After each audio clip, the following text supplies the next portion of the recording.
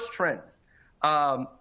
Inflation is the name of the game. Higher prices and higher interest rates mean slower growth. So this is just the key economic topic of 2022 is high prices and ever rising prices. So what do we see here? We see a 40-year high in the consumer price index, and the headline figure for the CPI, this red line here, is over 8.5% year-over-year price growth. That has not happened since the early 80s. But what's notable here, and why we zoomed in on just the last decade for this chart, is there's a widening gap between the headline CPI and what we call the core CPI. This is the blue line. Core CPI strips out the volatile food and energy prices that are often dependent on global commodity markets, like namely for oil and how that translates to gas prices. And so when you strip out those volatile prices for wheat and copper and corn and oil, you get the core CPI measure. And while this gap is notable, and how the 40-year high in inflation we're experiencing is being driven primarily by energy prices and commodity prices, what is notable, though, is that core inflation's up a lot. And so this is what's concerning. This is why we're going to talk a bit about predictions for a recession, either this year or next year. A lot of the fear and anxiety that consumers have, the big driver for negative sentiment is this core inflation number rising higher and higher, such that we are fearful that perhaps we'll get into an inflationary spiral that could cause a severe recession. I'll talk at the end about how likely that is. I think it's not that likely, but there is a chance here that with inflation so elevated, we could go into a mild recession. So this first trend here of how higher prices is leading to higher consumers' inflation expectations and then subsequently higher interest rates.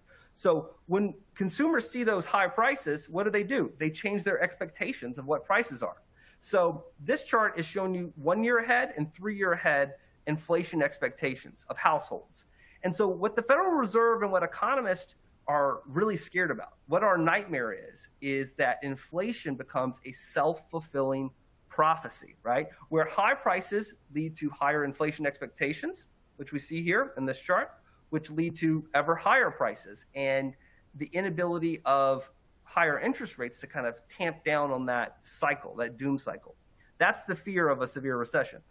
So what is notable about this chart is that while inflation expectations are elevated at 4.5%, that's still well below what inflation is, right? So if consumers are expecting inflation to be half the rate it is now, what they're implicitly saying is they believe that our policymakers, like the Federal Reserve, is going to get inflation down. They may not get it down to the 2 or 3% level that we were used to, but it's not going to be this high forever. That's basically what this chart is saying. What would be really worrisome is if this chart showed inflation expectations at 8%, at the level they are now. That means that they're completely unanchored, and that the Fed has really lost credibility in terms of its ability to fight inflation. Well, how does the Fed fight inflation, and why does the Fed's actions matter for recruiters? So let's talk about this. The Federal Reserve has been aggressively raising interest rates. That's its main tool to slow down the economy, to pump the brakes, to depressurize the labor market. And we saw just in the last few weeks the Fed hike interest rates by the single largest amount since 1994. It was a 75 basis points, or 3/4 of a percentage point hike in short-term interest rates. What does this mean for consumers, for businesses? It means higher mortgage rates, higher credit card rates, or car loans. It means it's more expensive if you're a firm to borrow in the bond market and build a new factory or hire new workers. So the Fed is aggressively trying to raise interest rates to depressurize the economy and hopefully slow inflation. That is the first key trend that I just have to note